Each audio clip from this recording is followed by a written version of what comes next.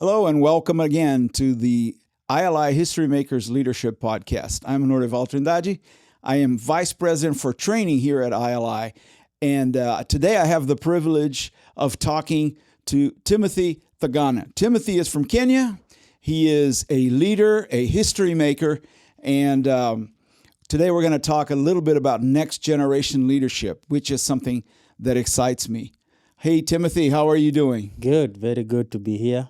Thank you for having me. Well, it's a joy to have you. We've been celebrating what you and your family have accomplished for the kingdom. And first of all, let's get to know Timothy a little bit. Tell me a little bit about yourself. What was like for you growing up? Did you grow up in a Christian family or a Muslim or African tradition? How was it? I am Timothy Thagana from Nairobi, Kenya. That is in the East African part of Africa at large. I was born in 1993 in the slopes of Aberdare Mountains. And I am privileged to be born in a Christian family. Both my parents are ministers of the word. And I was born right into the ministry. But as we normally say, God is nobody's grandfather. Mm-hmm. So simply because you are born in a Christian family doesn't mean that you have a relationship with Christ. That's true. And so growing up, when I was 14, we have a program where boys are initiated into manhood right at teenagehood. Okay. And so it is just a lot of learning and training to be taught how to be a man now that you're undergoing this transition from teenagehood or from a boy entering into teenagehood. And so that shapes and being taught what a man should do and those. So for me, I underwent a church program that has a lot of Christian. It is more like a teens camp, and that's where we were preached to. We received the word, and then the last day in December of 2006, they made an altar call, and I gave my life to Christ, and we were baptized in very cold waters, waters at the slopes of Aberdare by Bishop Phyllis. She is the one who baptized me. And so she led me to Christ and baptized me. And so from then on, I was able to develop and grow my relationship with Christ. And so being born in a Christian family had laid a foundation for me as a Christian. But now getting to this moment where you actually now give your life to Christ, then much of the work becomes on you to be intentional enough to grow that relationship. And so I went on with nurturing my relationship with Christ through high school. And when I finished high school, that was in 2011, that's when I received the training for History Makers. And so I continued with, when I received the training, and so training other leaders, and maybe we are going to talk about that much later. But then fast forward, I got married. I and I have a wife, two beautiful daughters, 9 and 7, and God blessed us with a son who just turned 1.5. And so that's me. Awesome. Yes, that's a nice story. But let me do something that is not so much on what we've discussed, but let me go back to that experience that we could call conversion. Mm-hmm. I went through a similar experience. It's interesting how many children brought up in Christian homes have their personal experience with Jesus around that age, 13, 14, 15. Mine was exactly that, 13 years old when I gave my life to Jesus. But you told me about this ritual into manhood. That's something that I certainly didn't go through. And in the Western world, we don't have that so much. tell me just a little bit, expand on that story a little bit. Is it something that is part of your particular tribal group in Africa? Or is it something that is part of the church, or is it both? Traditionally, in my culture, I come from the Kikuyu culture, Okay. which is the largest tribe in Kenya. And so traditionally, what used to happen is when a boy is born, traditionally in our forefathers used to do it even for the women. So it is kind of what we call initiation, which is actually circumcision.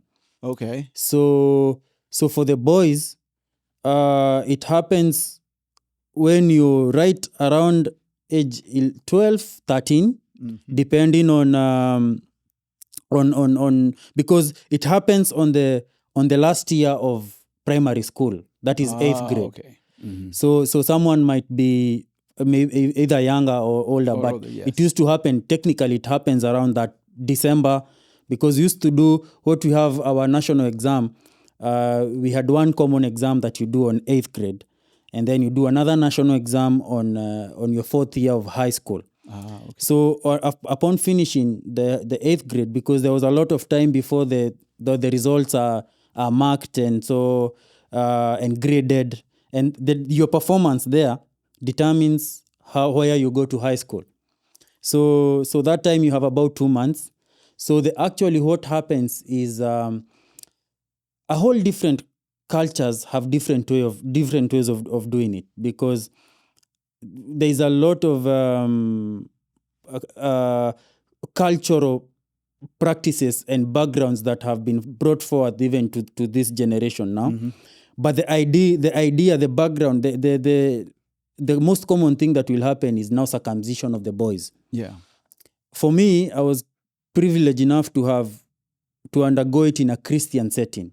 And so, and the church, that's where the church is very key when it comes to bridging between the practices, traditional practices, and Christian practices. Exactly. Because and that's exactly what drew my attention, is the Yes. fact that the church has taken a practice that was that had its significance in culture and gave it a Christian context, right? Yes. Because now there's a lot of rituals that go into it. There are some people who will wake up in the morning, very early in the morning, go to the river and do all this weird stuff that are just rituals that they have inherited. Or rituals that have to do with ancestral worship and spirits and all of that. Yes, and some of these things, it's a pity, because some of the things that people do, they actually do because they were done at some point. They have no idea why they are doing them, but Right. because your grandfather or your uncle or your father has done them, you just get Yes. assimilated into that culture. But now the church has become very vocal into that, and we have more of these programs actually now are being led by the church. Our church right now, we are preparing for one in November. Okay. We are going to be having one in November. So what we do for us as a ministry, what we do is we bring together the boys and the girls. The boys will go through the circumcision. The girls will come in the last 4 days. And so it is just a moment of being taught and being preached to, and life skills that are going to shape you as you transition into teenagehood. And so then they graduate at the end. So nowadays it is much better because of the medication has also improved. Because traditionally there are people who used to do it with a stone, a very sharp so stone. it was a rougher. Yeah, it was rougher, ritual. but now because of the advancement in medicine, and so it has become Great. Yeah. And then included in this ritual rite of passage, then it is the presentation of the gospel and the opportunity yes, for you to yes, bring your submission to Jesus yes, into that part. and it's a very good point for people to get and to know Christ at that moment, because they're just starting to become cautious of who they are and what they want to be, and that transition into teenagehood. And that's so, one of the reasons why it happens at that age. Yes. That is very interesting, and that's a rich heritage that you have as an African. Now, another thing about you is that we were talking about generations a minute ago, and you are a millennial. Yes. That's what, we call your generation. But you're a different millennial because you're an African millennial or Kenyan millennial. Yeah. What is it like being a millennial from Kenya? In which ways it is different from, the millennial in the West or in other parts of the world? In which ways it's the same as well? That's an interesting question, because Kenya is considered as a developing country, a developing economy. And so by that term, or a third world country, and by that term alone means there are a lot of limitations and a lot of things that we don't get access to. Number one, millennials are and you see, from our culture, from our education system, we have been taught, and our Kenyan education system is what we call 8-4-4 system, which means you do 8 years in primary school, 4 years in high school, and 4 years in college. Okay. And so that's what I was explaining earlier. So the 8th grade, the 8th year of primary school, the whole country does one national exam. And that exam is graded nationally. So how you perform there will determine how you go to high school. And then at the last year, the 4th year of high school, then you do another national exam that takes you to college. So that system produced people who had nothing else apart from the book. And that is where most of the millennials, that is the system they have gone through. Because you're taught that you have to concentrate on the 8th grade, and you perform very well.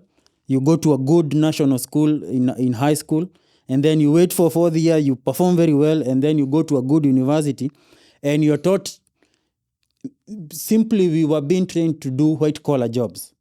So you have to be a lawyer, you do a doctor, you be an engineer. And so we have produced most millennials right now. We have so many people who have the certificate, they have done the training, and they have the papers. But then there is no job market for them because the economy has not progressed to create enough room for lawyers or enough room for engineers. Manufacturing industries are not doing very well in our country. So we have right now, the biggest crisis is a very high percentage of unemployment rate that is affecting mostly the millennials. So you have people who it should be close to actually 40-something% of unemployment rate, which is a very high percentage for the millennial. Very high percentage of the people who are unemployed are accounted by the millennials. And so you have people who are learned, you have people who are young, you have people who are energetic, and people who are unemployed. So that brings in the frustrations that will come up with the pressures of life, because now you're getting to 30 years old. There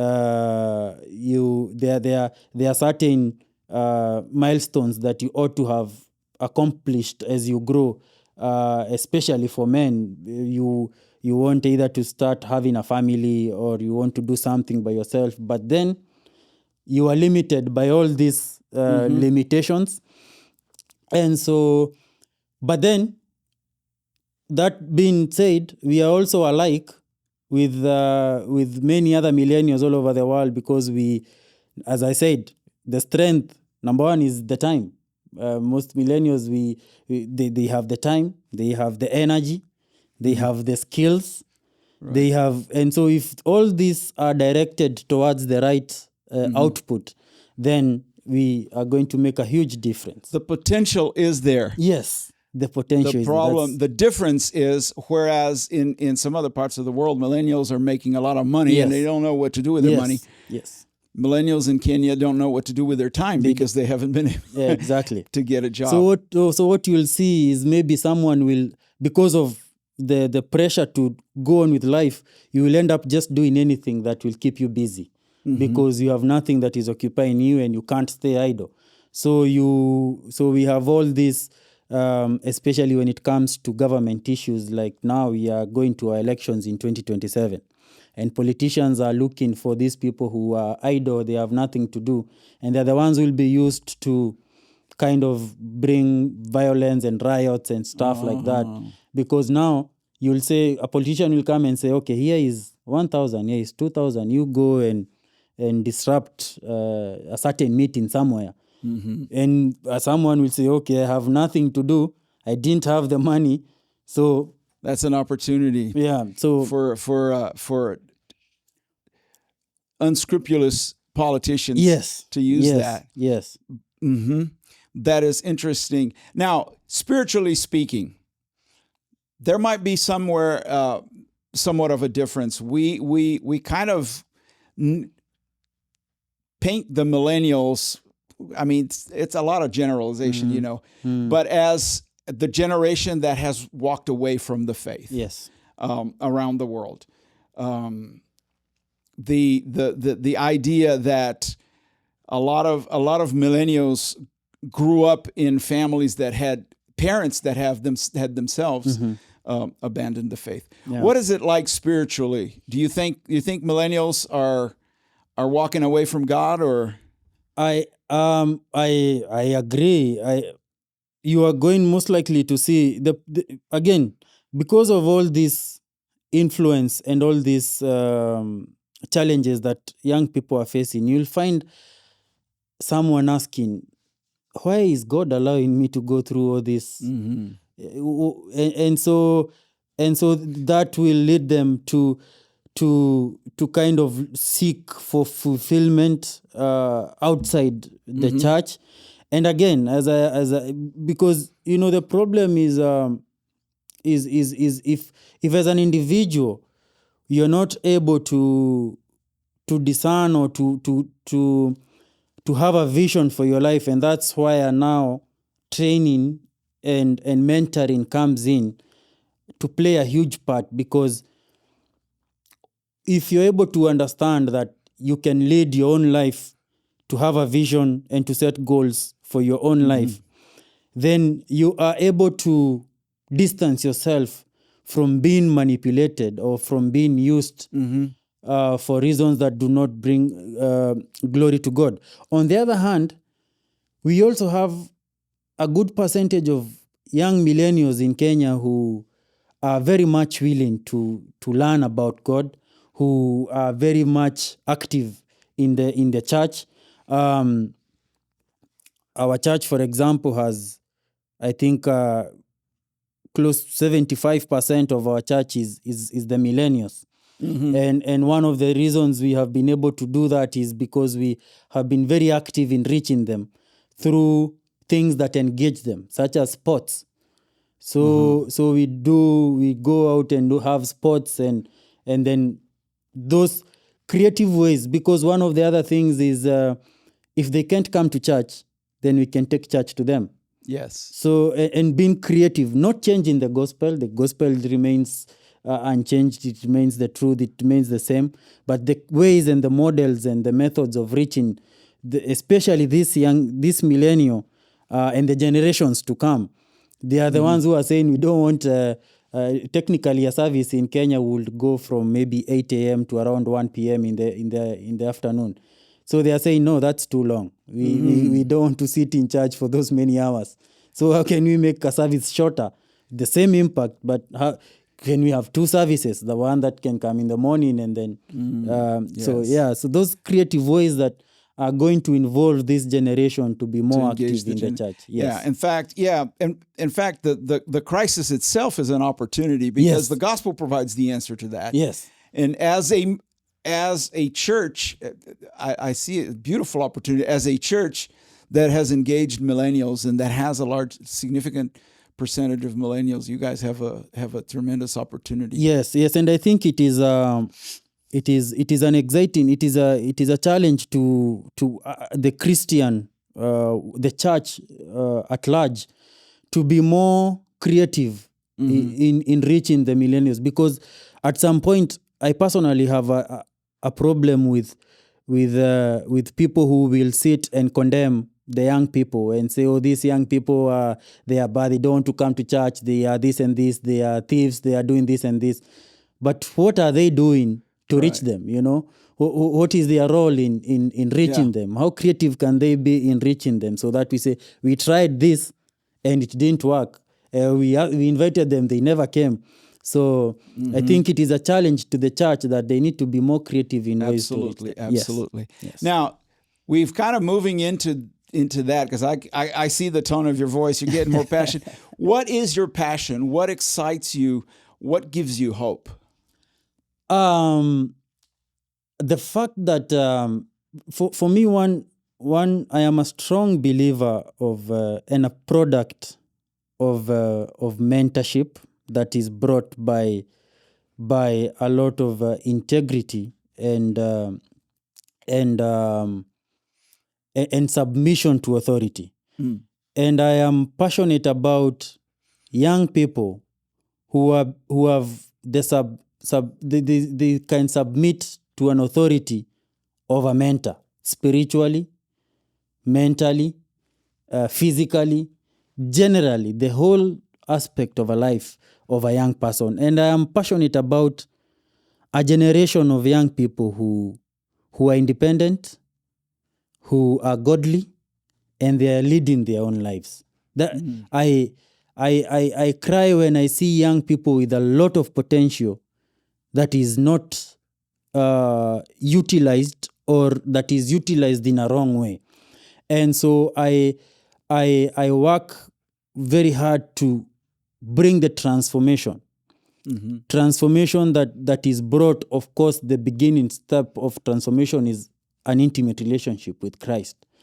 So when you begin that transformation, then you're able to grow from that point, to grow into a leader who will now be able to take on the other aspects of leadership. But when that beginning is, in Genesis, the very first beginning, the very first words in Genesis chapter 1 is, in the beginning, God. Yes. In the beginning, God. That means the only beginning, the perfect beginning, is God. And when you read down to verse 25, you're going to see that God looked at whatever he had created and saw that it was good. So every beginning that has God has a good ending. So that is the beginning point. So before you struggle a lot with looking for fulfillment outside the world, and then when you're heartbroken, when things are bad, that's when most millennials will do. They are going to run to the world and try to seek fulfillment and happiness from friends, from different pleasures. But if we set the right beginning, then we are definitely guaranteed of a good ending. Excellent. Yeah. Wonderful. So how do you see the next generation now? Because you are 2 generations down from me, but in a way you were next generation to me. Yeah. Then behind you is Gen Z, you know what they call Z, the Zoomers. The Zoomers, yeah. So how do you see them in your context? You see, I think we are in a very exciting period, in a very exciting phase, because we thought we were very brilliant as millennials. We thought we knew a lot. But then these Zoomers are coming up with stuff that are just mind-blowing. and so I think the prospect of what could be later is even more mind-blowing. It's hard to imagine Yes. a generation shaped by by AI. By AI. Yeah. That is the, you see, so because at some point you would think that and and and that's when I you look at the word of God and see that the fear of God is the beginning of all wisdom, because by the end of the day there is a lot you might think, but then when you fear the Lord, then that is the beginning of all true knowledge and wisdom. And so what I mean to say is that these Zoomers, the technology, if we are to look at the technology part of it, I think it is an exciting period where we need to ask ourselves, how best can we use the technology to glorify God? How best can we adopt? In my context, in our culture, we have people who are very traditional. They still want to do things the way they were done long time ago.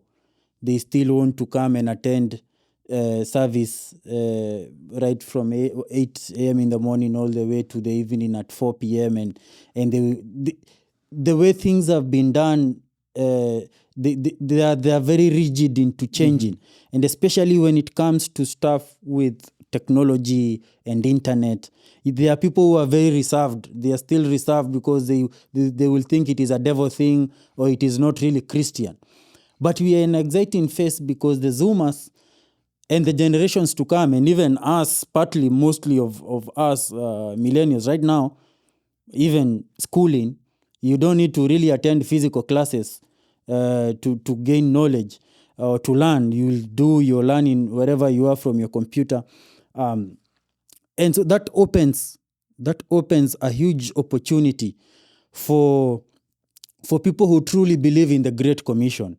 That when Jesus sends his disciples to go, that we can also go through the internet. We can also go through, because now the world is becoming a global village. It is so even if you don't physically, how do we use the opportunities that we have, the social media, the internet? How can we go using the platforms that already are existing? Because I think that's where the Zoomers are heading towards as we continue to the Generation Alpha and the rest coming. These are driven by internet and Yes. And as that transition generation, I believe millennials have that amazing privilege of, Yes. and I heard your father, Bishop David, this morning talk about stewarding our influence.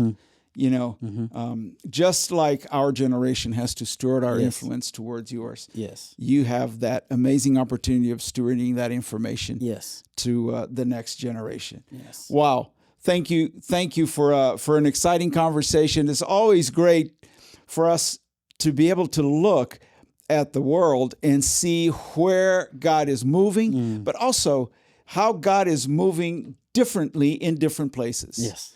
And so, Timothy, thank you very much for sharing your time with us today.